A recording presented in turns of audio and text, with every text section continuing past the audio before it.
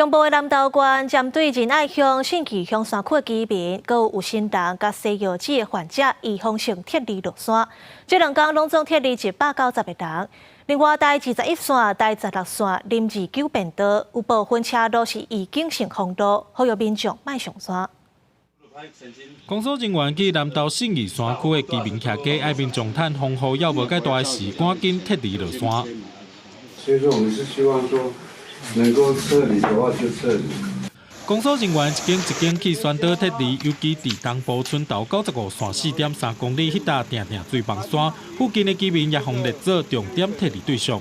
中部山区目前也无明显的风雨，不过信义乡山区和顶届的凯美风台霜冻较真严重，这回公所提早撤离村民。我到同富，然后东埔、神木那一带来做一些劝离疏散。 那下午3点大概做一些强制疏散的一些工作。那还有一组是到浊水溪的潭南跟地利那一带啊，随时都会驻军大型的机具土石流灾害的时候，会用抢动的方式来进行抢修。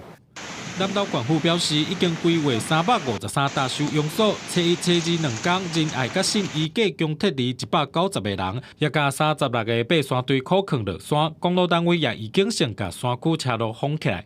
台21线的草坪头到塔塔家，还有台16的029便道，早上7点开始有实施预警性封闭。 信义干部大表示，因为这块路段高发生土石崩塌，除了已经派大型机具进驻，会当随时抽通，为着避免发生事故，车衫规工拢会封起来，嘛呼吁民众莫上山。记者综合报道。